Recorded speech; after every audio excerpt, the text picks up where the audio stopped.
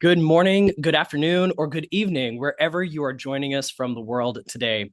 I'm Chaz Jackson. I'm a senior customer success manager here at RDoC, and I'll be facilitating this session. You hopefully already saw Riot Games yesterday, and we have an exciting week of sessions lined up with Tenneco, a manufacturing giant, tomorrow, followed by Folksam, a century-old Swedish insurer, and Victoria State Government covering their digital transformation. Today, day two of our customer showcase is the fast food giant Jack in the Box and their consulting partner Slalom. Before we move into the main event, a few housekeeping items to cover. This session is being recorded and you will be sent a copy afterwards. You'll notice a resources section in the event console, and you'll find supporting documents that relate to the content we'll be covering. A quick agenda. I'll introduce you to our guest speakers from Jack in the Box and Slalom, and then pass over to our host to discuss how Jack in the Box leveraged EA to close gaps after a merger with a second fast food brand, Del Taco. And then finally, we've allowed time at the end for your questions to understand even more about the Jack in the Box EA journey. You'll see the Q&A button at the bottom of your screen, so please submit your questions throughout the presentation, and we'll do our best to get to them all. So without further ado, it's time to meet our experts. A big welcome to Fred Hennigy, Director of Enterprise Architecture at Jack in the Box, and a passionate advocate for leveraging technology to enhance humanity. With over 20 years of IT experience, including iconic organizations like Starbucks and Alaska Airlines, Fred now leads enterprise architecture at Jack in the Box and Del Taco and is a dedicated RDoC champion. Mackenzie Baker also joins us from Slalom Consulting, where she holds the role of technology strategist and enterprise architect. Mackenzie frequently supports clients on RDoC implementation and enhancement projects and geeks out over creating actionable dashboards for both business and technical stakeholder groups. And Dr. Andreas Frangu joins us as host in his capacity of a freelance enterprise architecture leadership and technology consultant. Andreas previously served as a senior director on the Gartner EA research team and has held business and IT architecture roles at renowned companies like M&G, Shell, and DHL. Welcome, all three of you. Thank you. Before I pass over to Andreas, Fred, I wonder if you could give us a brief overview of who Jack in the Box is for anyone who doesn't recognize this brand. Yeah, hi everyone. Yeah, so Jack in the Box, fast food. So if you think McDonald's, you think Burger King, you think Wendy's, you think places like that. Jack in the Box fits in the same family. We rank about 19th or 20th in size in the nation, and those are those two brands you see at the top of the slide, Jack in the Box and Del Taco. We acquired Del Taco in about late 2021, early 2022. I joined the organization in 23 as a part of trying to help bring those two brands together to make sure they could actually provide all the burgers and tacos necessary to humanity when they get hungry late in the evening or have breakfast early in the morning. They may eat tacos, but more likely eat breakfast sandwiches. So that's kind of my role. I'm building out a practice right now and trying to make all those things kind of happen and improve our business and sales like you would expect. Thanks, Fred. It's 8 o'clock where I am, 8 a.m. where I am now, and I'm already thinking about burgers and fries for lunch. Mackenzie, could you give our listeners an overview of Slalom and the connection to Jack in the Box? Yeah, so Slalom is a global consulting firm. I sit on our enterprise architecture and technology strategy team. We partnered with Fred and his leader Mike, I guess about a year and a half ago now, to support the merger that they had with Del Taco and help to kickstart the RDoC implementation. Excellent. Thank you both. And with that, over to Andreas to kick us off with a bit of the state of the EA nation based on his many years working in enterprise architecture and technology. Thanks, Chaz, Fred, and Mackenzie. Let's explore the complex use case of mergers and acquisitions and consider the key decisions EA teams will be supporting. How far will you integrate the businesses in your M&A scope? Will these businesses continue to operate under different entities or be absorbed? Closer integration may mean operating models and IT will overlap. These overlaps may create inefficiencies across the technology landscape, increasing costs and impacting the ability to adapt quickly. However, adjacent businesses can also create opportunities through the harmonization of supply chains, customer support, core IT services, and other functions. Your digital strategy will need to decide on the target IT architecture. What applications and platforms do you adopt, remove, or upgrade across your businesses? How will your total cost of ownership be impacted? The same will apply to your data. How will you manage and integrate data across business boundaries, and what will data governance look like? Another consideration is the customer strategy you adopt or change across your businesses. Adjacent businesses you acquire may make it easier to align customer strategies that drive the customer experience and interaction. However, if your acquisitions diversify your business scope, then your customer strategies may not align easily. If your diversification is ambitious and your M&A exposes you to new markets and industries, your regulatory scope may change. If this is the case, governance and audit and compliance will become a significant investment decision. And lastly, understanding how your business operating and partnership models need to change and how these impact your digital landscapes, your costs and benefits is key to successful M&A. I hope that helps the listeners with context to help your own EA practices. And now over to our practicing EA experts, Fred and Mackenzie. Hi, Fred and Mackenzie. Welcome. How are you guys doing? Good. Happy to be here. Are we ready to get stuck into some fireside chat? Absolutely. Let's do it. Okay, right. A few topics we've got here. So we've got a challenge, vision, and a kind of results kind of topic. Right. Let's start at kind of the top. So Fred, this is to you, if you don't mind. So you've got a really strong track record in the EA space, and have got lots of experience in implementing tools and building up an EA practice across large, complex organizations. What were the specific challenges you faced coming into Jack in the Box? Yeah, it was twofold, and you kind of touched on them a little bit in your opener. The first was kind of how do you decide what capabilities in the business need to be shared or kept separate? So you mentioned IT or accounting, things that we really wanted to consider converging from a capability and technology perspective. And then there were things that need to be very brand specific, particularly for fast food. Like there's different audiences for each one of our brands. So marketing is something we may want to keep separate. So there was a lot of conversation, particularly at Jack in the Box and Del Taco, around like just organizing capabilities themselves and then deciding whether they should be this big kind of shared or kept separate. Some of them are really obvious, some are a little more subtle, but really good conversations around just understanding what a capability model is and how it's supported making those decisions and prioritizing those decisions with respect to it. Same being true of technology, and you touched on it. There's like some technologies that makes a lot of sense to keep our help desk. One help desk seems to be enough for both brands, so we should probably have the same platform. Those kind of conversations are very easily. Marketing stacks, again, very different. Customer bases and loyalty programs. What should we be doing in those spaces? We'll touch a little bit more on that a little bit later because that's the story we have to tell there. But again, just really a good set of conversations around trying to decide what we should bring together and what should remain separate to keep the businesses both growing and evolving easily, really for us, just easily with technology involved. Thank you. So in terms of the you're using tooling to do that or frameworks, what was your approach? Yeah. So really, part of it is let me go back and see if there's already been efforts done. Don't reinvent the wheel. And any architect that walks into a new space does probably the same thing I would do. So let me go find the artifacts that already exist. And there had been a capability mapping exercise done with the consultancy before I got there. And then I borrowed on some readily made kind of business capability frameworks that exist, particularly in the retail space. They're just like, hey, retail's really close to fast food. So I brought that model in alongside of the one our consultancy did. And basically with using our doc said, okay, let me put that together in a picture that exists for us in today's state. So we started with what today's state looked like. And then from there, with Slalom's help, Mackenzie and I started to figure out where do we want to kind of place the first seeds of shared services and how do we model that for our business? And then share that with folks. A great thing that RDoc does for me is makes the visuals very easy. So that kind of very helpful. It helped me share that story with the business itself to understand like, hey, this is kind of what we're thinking with respect to those capabilities. Great. And was there anything you can tell us about adopting anything from Del Taco?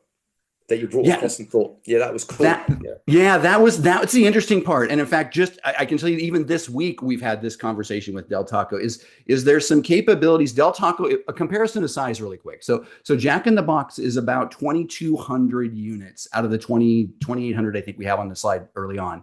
And then Del Taco is the smaller. It's the little brother, sister, them company that goes next to us. And so they've done some things that have been really good from a structure standpoint. And I'll give you the example is like intaking new information to add things to their menu. They have a really cool structured process where Jack and the evolved it over time. And so that became a bit of a challenge for us to kind of figure out at Jack in the Box, how do we stabilize that? Del Taco actually, with their tooling and their process, kind of gave us the guidepost, if you will, to actually start moving that process forward. So that's what we're working on integrating right now. Great stuff. So in terms of your leadership, right, your stakeholders, because obviously, you're using tooling, you're growing your team, you've got this M&A going on, this is really complex, costly. So how did you manage your stakeholders and manage expectations?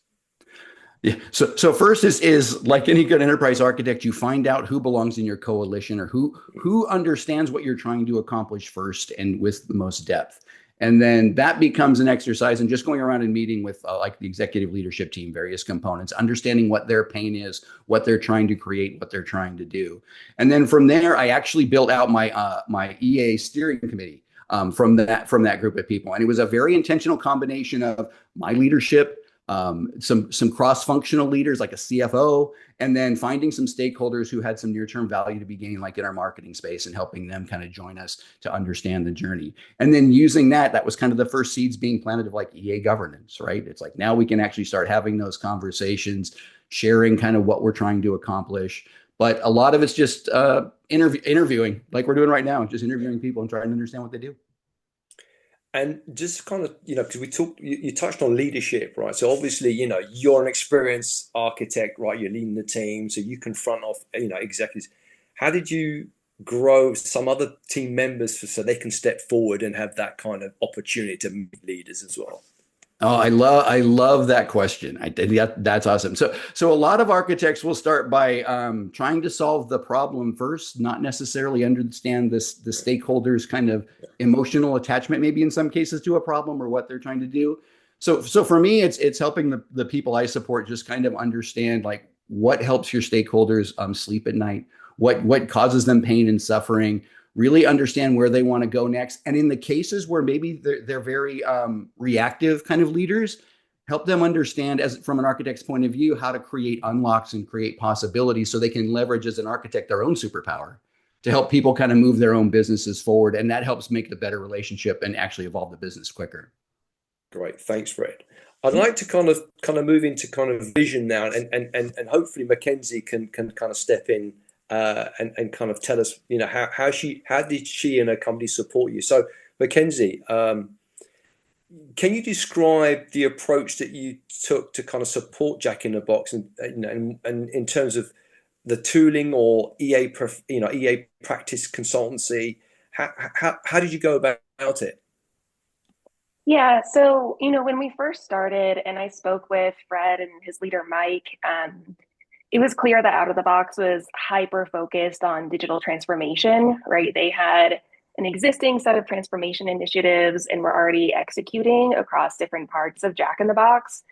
But I remember, Fred, you had mentioned that bringing Del Taco along for that journey was producing some problems, right? There were differences in digital maturity and technology strategies, communication barriers like silos brands are working in.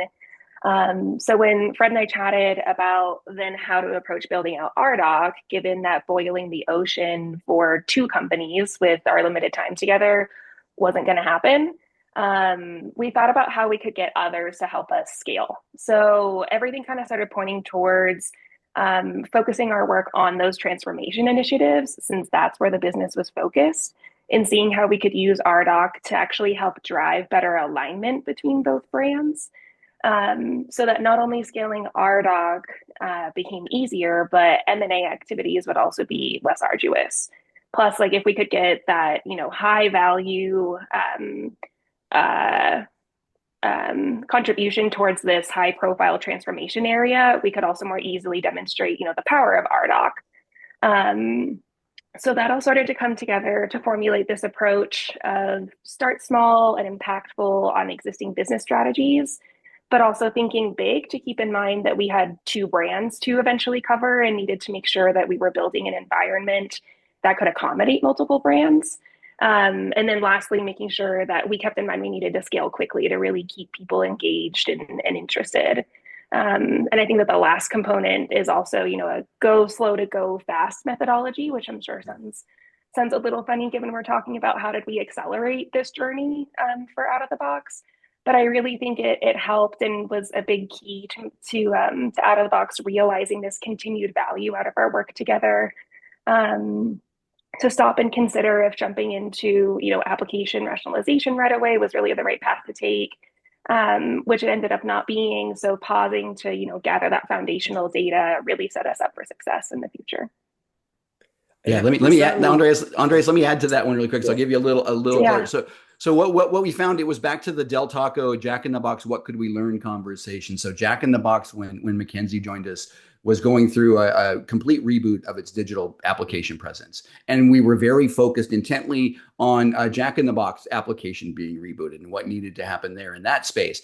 So when Mackenzie joined, again, not to boil the ocean because it was a very valuable point, is we said, let's go look at the capabilities in Del Taco that are also affected by this digital reboot to decide what technologies might be impacted, where might we want to decide to onboard something maybe more quickly or make a technology decision or provide insight into more work that might be ahead of us with respect to Del Taco. So in parallel to that digital journey Jack was on, we were looking at capabilities and technologies at Del Taco. And in particular, and I'm super passionate about this, how we were organized around those capabilities. Because we want to really make sure we have the right people. We're not doubling up the work. We're not, unintentionally doing things we may be more efficient with. So it was a really good opportunity for us to put a meaningful story together in a place we were actually really doing a lot of valuable business, but not get in the way of it, not kind of get in the way of telling that story, but helping people kind of onboard that next generation of what we should do more easily through the power of EA and RDoC.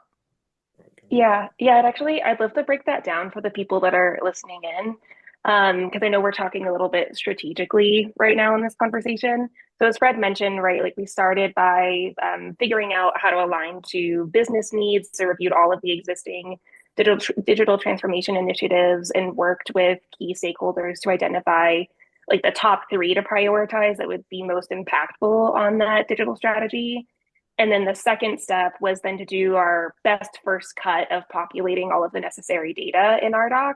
So as Fred mentioned earlier, right, he put together this capability model. We then went and sourced as much foundational application data from the CMDB and other spreadsheets that stakeholders had, and assigned those applications to the capabilities that we believe they fulfilled. So that we got in front of stakeholders, we were at least starting from something for them to poke holes in and iterate on. And then the third step was figuring out how to actually identify those stakeholders. So, now that we had a little bit of meat in RDoC, we needed to figure out what tangible business units we were actually going to work with for those 3 key digital transformation areas. So we did the business capability realization model in RDoC of figuring out what business units were fulfilling those capabilities, and then which capabilities most directly contributed to the digital transformation initiatives we were focusing on. And then that last step of figuring out like what stakeholders those were in the end was pretty easy just by looking at an org chart and then serving those stakeholders to gather the data that we needed from them. And you mentioned meat in terms of art data. So how did you go about ensuring the quality of that data? So what kind of governance did you put around it, Mackenzie? Yeah, so I mean, Fred and I, right, as I mentioned, we did a first cut MVP on our own. And then when we identified those stakeholders in each of those business units that we were looking at, we surveyed those stakeholders to round out the data that we had gathered to fill in not only, hey, do we have the right applications aligned to your capability, but who within your business unit might actually be the application owner and give us more technical detail on that application. So as we iterated through the environment and as Fred's continued to iterate through the environment, you not only get a solid foundation in a small area, a small targeted area of the business, but then also slowly starts to build out a very full-fleshed application portfolio with high quality data from stakeholders. Yeah, the best part of that is I can't oversell the survey mechanism that's there, because it became a very powerful tool for us. Once we Yeah. identified those initiative stakeholders, we could just quickly send them a survey and say, hey, could you respond to this and tell us if what we have is accurate, if the assignment of responsibility is correct. And then they would give it. And it's something that becomes part of my day in and day out routine as an architect. Then, like every quarter, we send a survey, annually we check on ownership. And it's not something we have to go and do interviews on. It's something that is just part of the process. And it becomes very much like you would be working day in and day out with respect to receiving a survey in your email and doing that work. Very, very helpful and handy, particularly when we're getting it off the ground, and actually for a more sustainable life cycle for EA. Mhm. And so in terms of your kind of planning, your roadmap for the use of RDoC, right, to support, the M&A, right? Where are you now, and in terms of what results of outcomes you've kind of achieved versus what you're going to do in the next 2 to 3 years? Have you got any ideas about that roadmap and planning? Yeah, so it's become a really the first thing we did with Solemn, as Mackenzie outlined, it became this identify something that's close to what's important to business, and then map in a particular set of solutioning, be it business capability modeling, app rationalization, portfolio management, some area in that space that's meaningful to lifting that whatever initiative or whatever area we're focusing on to the next level. And just kind of drawing that map out and doing that in some cases, initiative by initiative. Right now, it's kind of leveled up more towards strategic pillars, which is what I wanted, right? Ultimately, you want to be I'm doing things with strategic pillars and then using the tools like surveys and such to help that out. But what it becomes is this thing that's very antithetical. That's a long word for 8 a.m. in the morning here on the West Coast. I need to point that out. It's very antithetical to an architect wanting to see that entire picture right away. What we end up having is a series of maybe aspects of our RDoC in the framework, the capability models, the people, the organizational aspects that are kind of have different levels of fidelity because our strategy moves in different places. So we find ourselves lifting different aspects of the information up at different times, and just helping people understand that the complete picture is that lowest common denominator across all those things in RDoC, and helping them see value in it. Otherwise, we're just doing the work for the work's sake, and I'd much rather align it to the value we're trying to create in RDoC. I mean, that's a great. So what I would call maybe shift left, or maybe you call it move left, right? Because you're saying we want to get it closer to the coalface where the business sees value and the leadership sees value, right? Yeah, exactly. And as you described, RDoC will contain lots of information that can describe anything you could imagine about, your companies, right? I think the trick is extracting the right level of information to the right audience at the right time.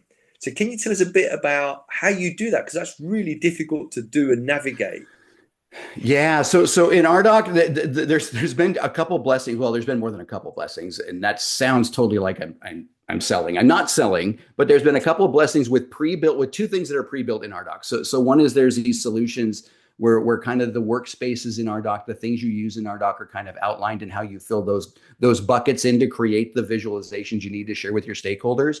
And in other cases, the visualizations themselves exist. So as you just fill in the information you get, then you can just go look at a visualization. You go, oh, that'll resonate. Or, oh no, let me just tune that one up a bit so then I can put it into a conversation. To your point, is to put it into a conversation with a stakeholder, and they'll go, oh, I see why we're doing that. I understand the impact of that kind of thing. In fact, one of the things we did with Solemn as part of the output of the engagement is we were showing how the work impacted the people who were responsible for those capabilities. So we could actually level back the technologies to maybe like our analytics group. And suddenly we realized, oh my gosh, we're putting a tremendous amount of tax on them to move forward. But that was just by filling in the blanks through the surveys of who owned what, and then using pre-built visualizations to say, oh yeah, that's kind of the impact, which is super powerful and a lot easier to do than make a PowerPoint. Great stuff. And just to dig in a little bit more, Fred, if you don't mind. So how close, right, was the information directly coming from RDoC that you shared with senior stakeholders? Did you have to massage any of it and actually extract it? And how senior were these people? I mean, Are we talking C-suite or lower? No, it's everyone from VP to C-suite. Right. So that was kind of the areas we were targeting the conversation. And some of that, and if you sit in IT, you realize that that's a different kind of conversation if you're talking to a technology person versus a business person.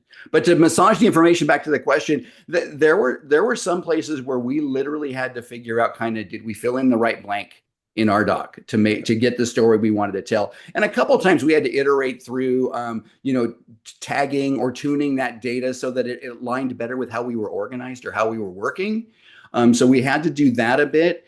And then the only other part where we really needed to fill in the blanks was going back and filling in contract amounts to some of the applications. Very manual process, but proved to be tremendously valuable in saying, hey, this is the kind of spend we had associated with things. But we just didn't have a good way to extract the data, so it just became manual. Okay, great stuff. Are we happy to move on to results, Fred and Mackenzie? Yeah. So a number of 600,000 in terms of savings has kind of like been kind of put forward, right? Can you tell us a bit more about how you achieve that, and what did it actually look like, if that's an outcome? Yeah, so we segued perfectly from my last place, because that was the thing we figured out when we were filling in the blanks with contract amounts. We were looking at how we were spending money in Del Taco, how we're spending money at Jack in the Box with respect to marketing platforms, and we were realizing as we were walking down the path of what we ultimately wanted the loyalty capability to look like, one of those packages really may not have to be there over the long haul. So we're like, oh, well, that's a $600,000 savings on that contract and those capabilities that we can realize when we go forward with this workload. So it shows up really quickly if you've got the information in the right place to set kind of service to executives like, here's your potential, here's your savings potential once you get to the other end of this opportunity in marketing. And that how the zeros resonate that's the truth. And beyond kind of cost savings, then, what other kind of outcomes that, were you able to kind of recommend changes to operating models, processes, business architecture, and stuff like that, where people could make decisions on it? So we planted this. The best way to say it with the solemn engagement is we planted the seeds for it, and now I'm seeing the first crops is probably the right way to say that. So right now, where we are, we're working on trying to streamline how we create menus in our organization. And now we can use what we have in our doc to say, hey, this is what we're doing today. These are the people doing it. We've connected capabilities to that initiative so we can understand the impact and visualize that. So it's helped us kind of build on creating the right narratives for the right folks moving forward. And then using, like we pointed out earlier, the people aspect of it, the organizational components of it. So folks understand kind of where opportunities might be or where we might bump into some challenges. Okay. And in terms of integrating RDoc with any other kind of tooling, what's your thinking? What's your strategy? Yeah, so I have from an app perspective, I have grab the inventory from the cloud through AWS. We use AWS from our CMDB. Mackenzie pointed that out earlier. The other thing I wanted to connect that with, and I'm doing so this year, is actually through an IT technology lifecycle platform that lets me understand where all my software sits, so I can help people plan better and do budgetary alignment through that, so they understand lifecycle. And then the other piece, which has been super helpful, is connecting to all the people in the organization and how they're organized. So that way I get a feed of like, okay, these are the impacted owners and employees that are in the organization. So I've got 4 different spots. Yeah. And in terms of like diagramming, integrating with things like Lucid or other kind of similar tools, what's your kind of thinking around that? Yeah, so we're just now tapping into the Lucid integration capability of RDoc. It's a new thing. Thank goodness we're a Lucid shop. That's awesome. But yeah, now we can connect the traditional boxes and lines thinking of architects to kind of some of the more the RDoc components that might be impacted by it. I'm really looking forward to the capability where we can actually have that bi-directional work, so they can do work on the boxes and lines with the data from RDoc, and then kind of get it back in and feed the beast, so to speak. And what about financials? Because, we talk about contract values, but also, getting the financials right is really tricky, and also getting agreement with stakeholders that these are the real numbers. how have you approached it? Maybe Mackenzie can help. Maybe Mackenzie was involved in some of that kind of stuff as well. If she can add some color to it, what's your thinking about that? And how would you do that? Kenzie, go ahead. Yeah, I mean, as Fred had mentioned earlier, that was definitely an area where going back and filling in those boxes on contract costs a little bit manually was definitely a big effort. That's actually a pain point with my current client as well. A lot of that contract data gathering has been a bit of like corralling cats. I think that's pretty common for clients that don't have a centralized contract management system.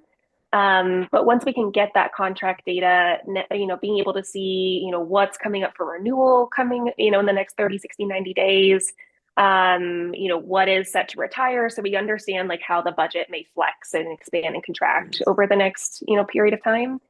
And then also understanding how that spend is rolling up to, critical business capabilities of an organization to make sure that, investments are happening in the appropriate places of a business, and being able to see, especially for a merger, or even within a company that's not going through a merger, are there multiple instances of the same license that we can just consolidate to? I think that's been huge. Mackenzie, I love the fact you used the C word, critical, because that was one of the other things from a capability perspective that we really surfaced in the time we spent together, was helping our stakeholders understand like everything can't be first. So we helped introduce the concept of critical capabilities. From my airline background, critical means, keeping airplanes in the air and people safe. I keep getting told here, we sell burgers and tacos, but that is a critical capability. The selling of burgers and tacos is super important. So it's like, okay, so that helps us understand, and to Mackenzie's point, kind of stack up when we prioritize or understand investment, like a capability model that actually showcases that, makes those decisions a lot easier. More importantly, it helps your executives kind of stack rank their own capabilities when it comes to like two things being really, really important. And I let executives argue between operations and marketing about what's more important. It's not my job. I can just tell you both think they're important right now, and we need to solve those problems. So we have the tools to do it now, which is, I think, fantastic. And how granular are the costs? I mean, are you looking at FTE costs? Or, I mean, you mentioned, cloud platforms. Are you looking at cloud resources? How much spend? What subscription costs? How far are you going? Yeah. So yes is the answer. So let me simplify it a bit. So we're having the FinOps conversation for cloud. Absolutely. I talking with our CFO, it was like, let's map the dollars of what we do to get our digital application up and running to how much sales we spend. We want to connect that wire. And I love that fact that they want to connect the technology to the capability in that way. And you get great reporting capabilities through a lot of cloud providers to do that. So we're on that journey for sure. On the other side, from a people perspective, I mentioned the menuing thing we were working on. Just this week, I had some folks asking me like, so how much per hour do you think we spend on this process of creating a menu item and getting it out? And it's like, oh, well, now I've got a chance to start talking about how much, people time we need to worry about from a dollars and cents perspective. And that to me, when somebody asks me that question without me prompting it, it's an EA win. That means things are actually sticking. That's excellent. So now you're making the dots and connections now right to the bottom line. That's brilliant. That's brilliant. Yep. Shall we move over to best practices as well and lessons learned? That'd be good. Yeah. Yeah. So Mackenzie, so you've done lots of work with different clients. Obviously, we don't, we're not asking you to name any of those clients, but if you think about your experience, right, with Jack in the Box, what do you think you'd take away and think I can reuse that, with other clients, because that was really a good practice? Yeah, actually, this model that we've discussed today of, let's start small, think big, scale fast, and also considering when to go slow, like when it would be wise to go slow, has been really helpful for a multitude of our clients. I will also say that, every client is different, right? So for instance, my current client is not going through a merger, and they had, time and resources to be able to pull more people onto a project. So they had different, pain points. We had different work streams for them. And really our goal is just to meet clients, where they are in their digital transformation journey or whatever journey they're on. And not, do necessarily like cut and paste solutions, but instead just take cues from not only the marketplace, but also from other client work to understand, what clients might need for a potential solution. So, like we tend to work pretty heavily with, technology leaders that are new to their roles. And so come in and frequently have like a pretty clear idea of what initiatives they want to tackle. Alternatively, there's technology leaders who have been in their roles and maybe need some support and coaching on, what direction to go in for their transformation initiatives. And then there's, a third component of organizations that are launching a new product and need support with, kind of corralling their other digital and technology teams to get the support that they need to really achieve that initiative. So I think, Jack in the Box kind of fell into those second and third categories of having already identified transformation initiatives, but needed support with launching RDoc. And again, like my current client is like not focused so much on that merger, but instead on focusing on making better data-driven change decisions. So that so that means that a big part of what we're doing is working on getting them transparency into the interdependencies of their landscape, so that they can really tactfully eliminate different parts of the landscape instead of not having that clarity during CAB decisions and stuff like that, where it's kind of going on gut feeling or the loudest voice in the room on what decision will be made. Yeah. And just in terms of the Del Taco stakeholders, how easy or challenging was it to kind of get the buy-in for them to kind of come along the journey? Let me do this one, Mackenzie, because Go for it. in a word, easy. And mainly because Del Taco is so small, we had just maybe two stakeholders in Del Taco that really were significantly impacted by this effort, and that speaks to just being a small company. And so really, they were grateful to be, it's like, oh, you want to hear our voice? It's like, well, absolutely, because you might have it. And you opened with this, Andreas. It was, how do you get those voices heard, or how do you understand those stakeholders in that other space? And they were thankful to hear it because we could learn a ton from some of those processes and what they do there. So it was really easy in that respect. Well, great. Yeah, thanks, Fred. I'm just going to tack on to that. Between, both Jack in the Box and Del Taco, all the stakeholders between both brands were very easy to work with. And I think everybody was pretty willing to roll on board, especially again, since we had rolled into that digital transformation umbrella with what we were focusing on in RDoc.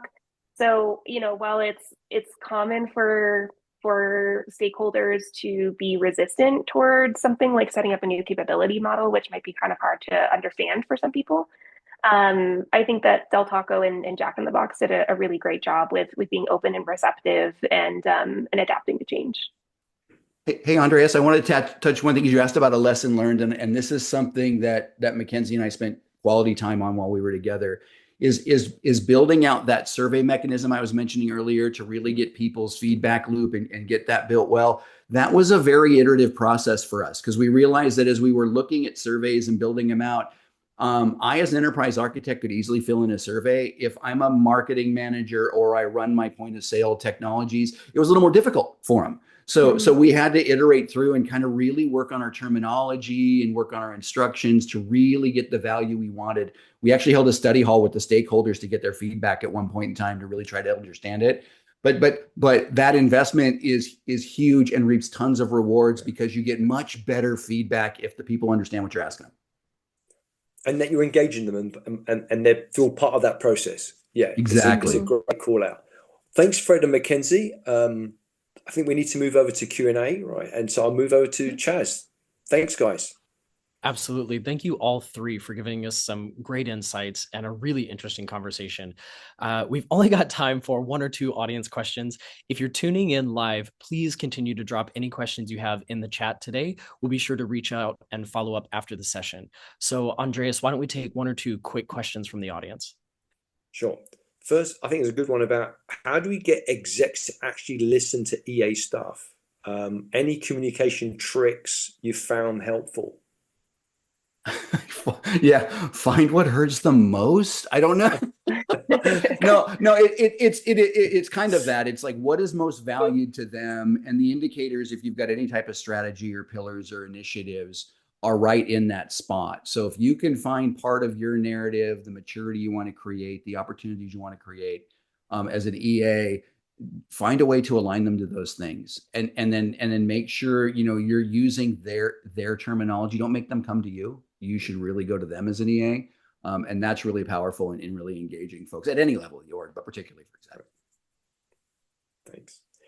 What about how do you define your North Star outcome for your EA initiatives, especially in the merger? How do you kind of get that crisp right and sell that to people? Oh, that's really good. Yeah. So again, so my North Star is probably in EA, and it isn't necessarily right. It doesn't line up maybe necessarily to business initiative, but it aligns to business unlock.